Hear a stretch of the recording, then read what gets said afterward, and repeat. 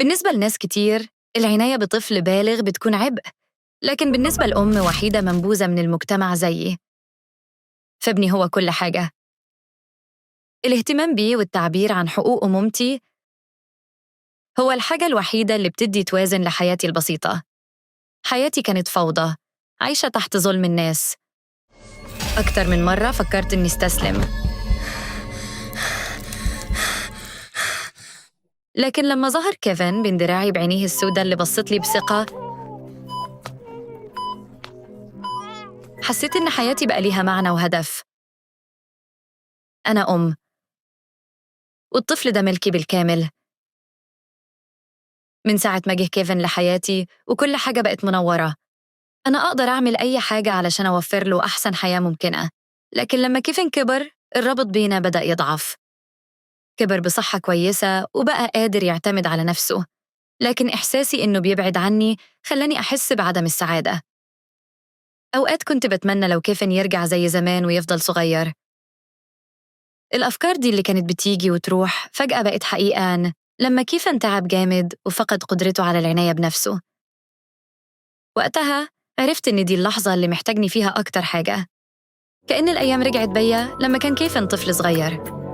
كل يوم كنت باكله، ألعب معاه وأساعده في نظافته.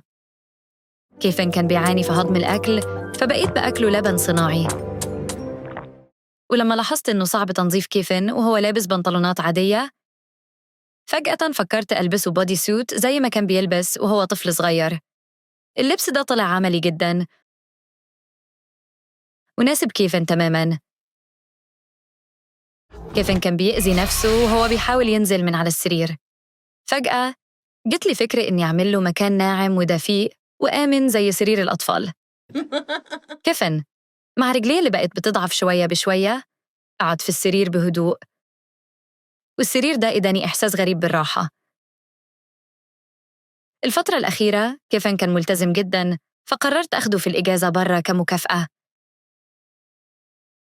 لكن كل التصرفات الحلوة اللي كان بيعملها طلعت مجرد خدعة. صوت كيفن الخشن وهو بينادي على الشرطة للمساعدة خلاني أتوتر. ليه معك عربية أطفال كبيرة كده؟ كيفن كان بيترجى حد يساعده غيري، كان بيحاول يهرب من حبي.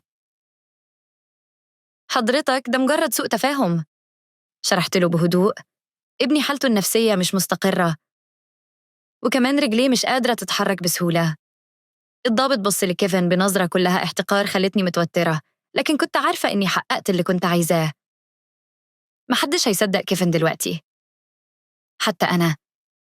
وكيفن هيدفع تمن خداعه ليا لما نرجع البيت. لما رجعنا أنا وكيفن دخلنا في خناقة كبيرة.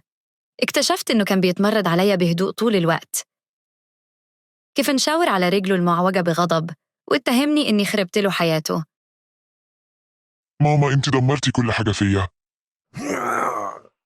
عملت كل ده علشانك، لأنك حاولت تسيبني.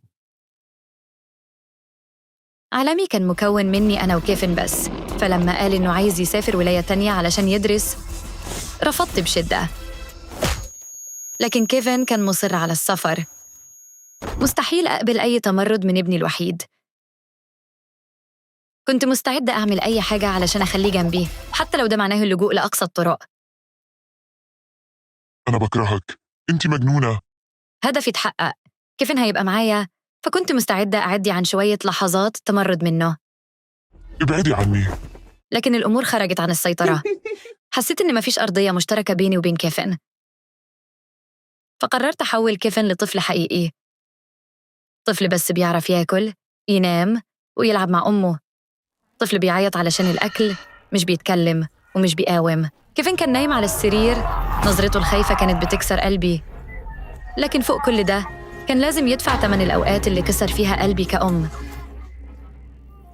ما تخافش يا حبيبي، استحمل الوجع شوية، قلتها بصوت ناعم.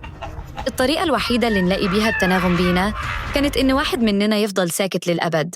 من النهاردة كيفن هيبقى طفل وأنا ههتم بيه للأبد.